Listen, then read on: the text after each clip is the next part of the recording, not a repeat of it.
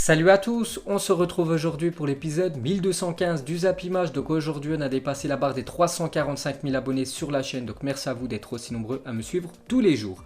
Donc on commence aujourd'hui avec l'anniversaire de l'attaquant argentin de l'Inter Milan, Martinez, qui fête aujourd'hui ses 23 ans. En plus hier il a joué la finale de l'Europa League.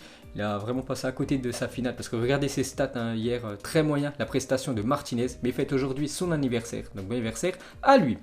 Ensuite les gars, bien sûr, on va ouvrir cette page finale de l'Europa League entre l'équipe du FC Séville et l'équipe de l'Inter Milan. Donc déjà le favori pour cette finale c'était l'Inter Milan. Et du coup c'est le FC Séville qui a gagné cette finale une fois de plus. Parce qu'ils ont fait quand même 6 finales dans leur histoire de l'Europa League. 6 finales remportées pour cette équipe espagnole qui est vraiment impressionnante. Ça joue très bien du côté du FC Séville, vraiment équipe sous-cotée en Europe. Donc félicitations à cette équipe de Séville qui remporte cette Europa League version 2019-2020. Donc avec ce format un peu spécial cette année. Donc on peut voir la joie des joueurs du FC Séville après ce succès avec bien sûr ce trophée magnifique de l'Europa League. On peut voir Luc De Jong les gars qui a marqué quand même un doublé et auteur d'un doublé contre l'Inter Milan. Luc De Jong a été élu homme du match de la finale de la Ligue Europa. Donc il a fait une grosse prestation l'attaquant néerlandais hier avec en plus un magnifique deuxième but où Handanovic, l'un des meilleurs gardiens de la planète, n'a rien pu faire. Donc félicitations à lui pour son trophée d'homme du match. Cette fois-ci on va parler de l'ancien monégasque ou même ancien marseillais Lucas Ocampos. Donc 2 ans plus tôt les gars, il avait fait une finale de l'Europa League perdue contre l'Atlético Madrid 3-0 avec son équipe de Marseille. Mais cette année c'est la bonne pour Lucas Ocampos, premier trophée européen pour lui. En plus il a été très bon cette saison, que ce soit en championnat ou en Coupe d'Europe. Donc félicitations à Lucas Ocampos, amplement mérité ce trophée de l'Europa League. Donc une déclaration à la fin du match, il a dit: c'est une année incroyable pour moi, la meilleure de ma carrière. On a beaucoup souffert en 2018 après la défaite contre l'Atlético Madrid. J'espère apporter un peu de joie aux Marseillais ce soir. Il a aussi dit, je l'ai perdu il y a 2 ans. Cette coupe elle est aussi un peu pour les Marseillais. Rencontrer l'OM la saison prochaine en Ligue des Champions, oui ça serait génial. Le peuple marseillais est génial et j'aimerais retourner au Vélodrome parce que le FC Séville les gars est qualifié en Ligue des Champions, Marseille aussi. Donc ils pourraient pourquoi pas se rencontrer en phase de poule ces deux équipes. On continue les gars avec le FC Séville, donc la seule équipe de l'histoire à avoir remporté 6 fois la Ligue Europa, donc 2006, 2007, 2014, 2015, 2016 et 2020. Donc rien à dire, vraiment une équipe formatée pour cette Coupe d'Europe. Impressionnante cette équipe de Séville avec cette Coupe de l'Europa League. On peut voir le palmarès de la Ligue Europa sur les 10 dernières années, donc beaucoup de fois remporté par le FC Séville, mais on peut voir aussi que l'Atlético Madrid l'a remporté quand même 3 fois sur ces 10 dernières années. Et bien sûr en 2019 c'était Chelsea qui avait battu Arsenal. Ensuite ces joueurs ont bien fait de quitter la Ligue 1 pour le FC Séville la saison dernière. En plus 3 joueurs qui étaient titulaires hier, donc Ocampos, Koundé et Diego Carlos. Donc un jouait du côté de Marseille, l'autre du côté de Bordeaux et l'autre du côté de Nantes. Et c'est vrai que les 3 ont été très bons cette saison du côté du FC Séville. Donc félicitations à eux d'avoir quitté la Ligue 1 et d'avoir rejoint cette équipe espagnole parce qu'ils ont remporté un trophée en Europe. Donc on peut voir la joie de Diego Carlos, l'ancien Nantais. Donc lui c'est tout ou rien lors d'un match. Hier il nous a marqué un magnifique retourné acrobatique. Bon après c'est quand même Lukaku qui l'a marqué contre son camp, mais il a fait le geste pour marquer ce 3e but de Séville.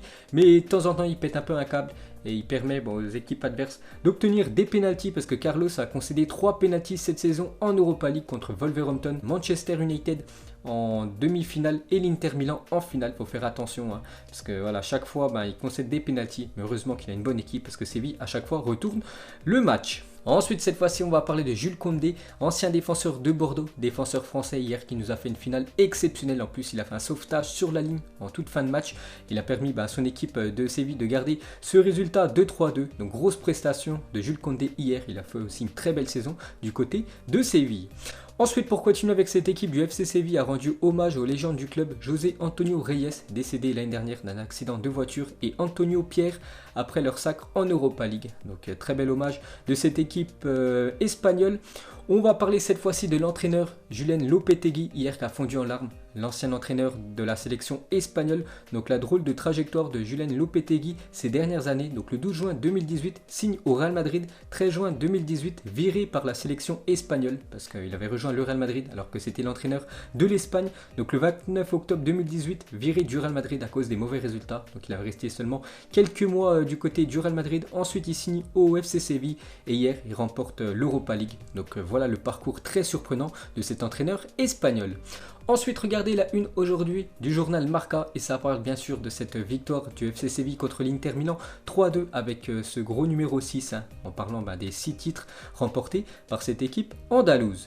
Ensuite, pour continuer avec le FC Séville, affrontera le Paris Saint-Germain ou le Bayern Munich lors de la Super Coupe d'Europe le 24 septembre prochain à Budapest. Donc on saura demain le futur adversaire du FC Séville pour cette Super Coupe d'Europe. Cette fois-ci, on va parler de l'Inter Milan cette année et à chaque fois, ils échouent très près du but. Donc deuxième de Serie A, un point quand même de l'équipe de la Juventus, demi-finale de Coupe d'Italie et finale d'Europa League. Donc c'est toujours très proche du titre, mais à chaque fois, ils échouent cette équipe de l'Inter.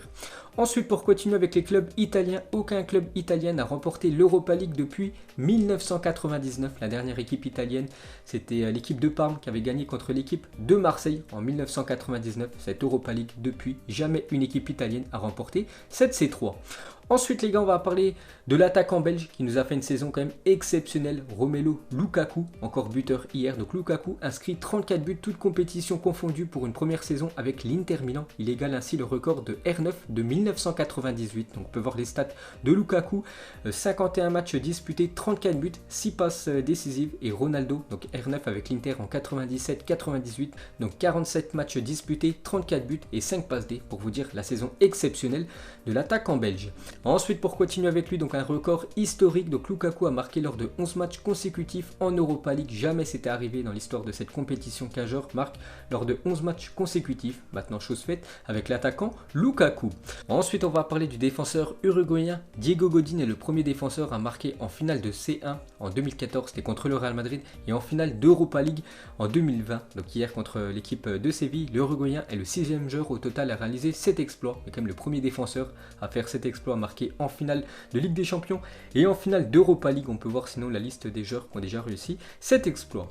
Ensuite les gars, on va parler de l'entraîneur italien Antonio Conte, a maintenant perdu toutes ses 4 dernières grandes finales européennes en tant que joueur et entraîneur. Donc en tant que joueur les gars, il a disputé 3 finales perdues, donc 3 en Ligue des Champions et en 2020 il perd sa première finale en Coupe d'Europe, donc Europa League, mais cette fois-ci en tant qu'entraîneur. Ensuite, pour continuer avec lui, donc après la défaite en finale, il était en conférence de presse et il a fait une petite déclaration sur son avenir. Il a dit: je ne suis pas sûr que je serai l'entraîneur de l'Inter Milan la saison prochaine. La décision sera prise la semaine prochaine, parce qu'actuellement, il va prendre du repos. Antonio Conte, il donnera sa décision s'il va continuer ou non avec cette équipe de l'Inter pour la prochaine saison. Et pour finir les gars, avec Conte, hier c'était un peu chaud entre lui et Ever Banega, le joueur de Séville, parce que Banega se serait dirigé vers Antonio Conte en se tirant les cheveux pour se moquer de la perruque de l'entraîneur italien. Ce dernier lui aurait répondu: je t'attends à la sortie, donc à la fin du match, parce qu'oubliez pas qu'Antonio Conte les gars, il a une perruque parce qu'en fait il a des problèmes capillaires, il a une calvitie. Donc voilà quelques photos d'Antonio Conte, donc c'est pas très cool quand même de Ever Banega. Ensuite, on revient en France, on va parler du match d'ouverture de la Ligue 1 hier à 19 h entre Bordeaux et l'équipe de Nantes. Et ça s'est clôturé à un triste 0-0. Donc fidèle à elle-même, la Ligue 1 redémarre par un match triste et sans but entre les Girondins de Bordeaux et le FC Nantes. Donc il n'y a tout simplement rien à dire sur ce match, à part le premier carton rouge de la saison qui est attribué à Mehdi Zerkan, auteur d'une semelle sur Nicolas Palois. Le Bordelais effectuait ses premières minutes en pro avant de laisser son équipe en infériorité numérique. Mais heureusement pour lui, cette équipe de Bordeaux prend quand même un point lors de cette première journée de championnat.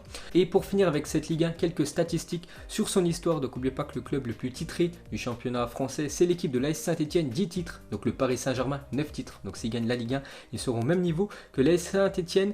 Meilleur buteur de Leo Onis, 299 buts inscrits en Ligue 1. Meilleur passeur, Dimitri Payet, 82 buts. Le joueur le plus capé, Michael Landreau, 618 matchs. Et le plus de saisons en Ligue 1, c'est toujours l'Olympique de Marseille avec 70 saisons du côté du championnat français. Ensuite, jetez un petit coup d'œil au programme de la journée. Donc à 15 h, l'Ajax Amsterdam contre le Benfica, demi-finale de la Ligue des Champions Junior. À 17 h, Dijon contre Angers, donc match de Ligue 1. À 18 h, Salzbourg contre le Real Madrid, deuxième demi-finale de la Youth League 1, donc la Ligue des Champions Junior. Et ce soir, le choc de Ligue 1, Lille contre l'équipe de Rennes. Donc pour continuer rapidement avec l'équipe de Rennes, donc Rennes dévoile son nouveau maillot extérieur pour la future saison. Donc ça sera ce maillot blanc et aussi le troisième maillot du Stade Rennais a été dévoilé hier. Ensuite, cette fois-ci, on va parler du championnat de Ligue 2 aussi qui reprend aujourd'hui à 15h. Donc cet après-midi, l'équipe de Toulouse, voilà, qui est descendue cette année en Ligue 2, va jouer contre l'équipe de Dunkerque, elle qui a monté cette année en Ligue 2. Donc Toulouse, Dunkerque à 15h sur beIN Sports et on peut voir le multiplex qui sera à 19h. Et pour finir avec les championnats français, on termine avec le national qui a repris hier et début de saison un rebondissement en national entre Annecy et l'équipe du Mans. Score final 3 partout, on peut voir que l'équipe de Annecy menait 2-0 à la 12e minute, mais un score final de 3-3 entre ces deux équipes, donc match avec beaucoup de buts pour cette ouverture du championnat de national. Ensuite, jeter un coup d'œil à la une journal l'équipe aujourd'hui et ça parle du Paris Saint-Germain, plutôt logique vu que le PSG demain joue sa première finale de son histoire de la Ligue des Champions et c'est marqué en titre soudé comme jamais. La bonne ambiance qui règne au sein du groupe parisien est indissociable de sa réussite sportive, un état d'esprit porté par les leaders du vestiaire et loué par Thomas Tuchel. Donc voilà la une aujourd'hui du journal L'équipe. On continue les gars avec la Ligue des Champions. Et on peut voir que c'est Serge Gnabry qui a été élu meilleur joueur des demi-finales de Ligue des Champions. On avait le choix entre lui, Neymar, Lewandowski et Aurel Di Maria. Du coup, c'est l'Allemand qui remporte ce trophée.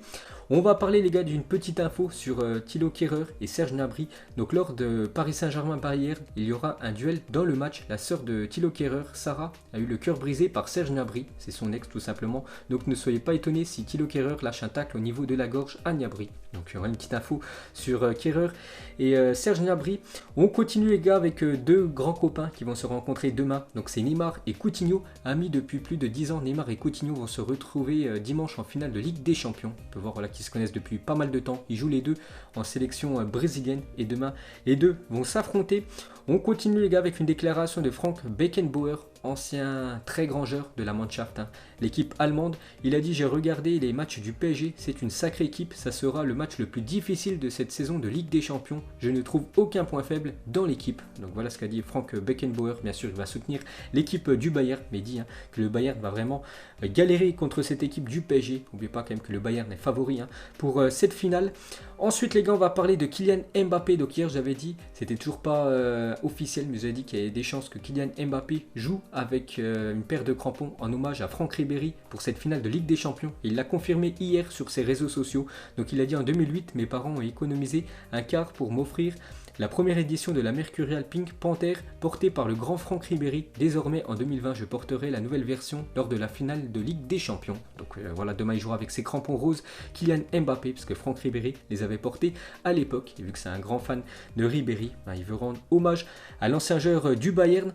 Pour continuer les gars avec Ribéry, donc prêt pour une nouvelle saison. On peut voir qu'hier il a dévoilé le futur maillot de la Fiorentina pour la prochaine saison. Donc il devrait continuer avec cette équipe de la Fiorentina. N'oubliez pas qu'il hésitait, parce qu'il y a quelques jours, enfin il y a quelques semaines, s'était fait cambrioler du côté de Florence, l'ancien joueur de l'équipe de France. Ensuite on va parler d'une très bonne nouvelle pour le Paris Saint-Germain. On en avait parlé avant-hier et cette fois-ci c'est quasiment officiel. Keylor Navas, titulaire certainement demain, parce que hier il a participé à l'entraînement avec le groupe du PSG tout simplement. Donc une info de dernière minute d'après Bild. Donc c'est un journal sportif allemand qui se renseigne très bien depuis quelques jours sur le futur adversaire de l'équipe du Bayern, donc cette équipe du PSG. Donc en gros ils ont dit que Navas et Marco Verratti sont aptes pour la finale de dimanche. Donc c'est quand même une très bonne nouvelle, parce que Navas les gars, gardien très important, et aussi Marco Verratti pour être titulaire demain. Donc rien d'officiel, il y a de grandes chances de voir ces deux-là dans le 11 demain.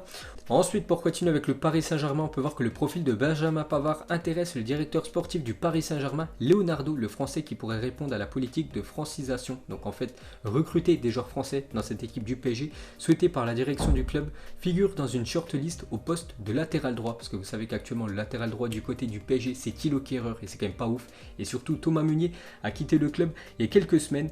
Donc il faut recruter sur ce côté droit en défense. Donc il penserait tout simplement à Benjamin Pavard qui est quand même très bon depuis pas mal de temps. Ensuite on peut voir que la préfecture de police des Bouches-du-Rhône retire l'arrêté interdisant le port du maillot du PSG dans le centre-ville de Marseille dimanche. C'est un communiqué officiel. Donc hier j'avais dit que c'était interdit de porter le maillot du Paris Saint-Germain dans la ville de Marseille demain lors de cette finale de Ligue des Champions. Du coup cet s'est arrêtée a été tout simplement retirée.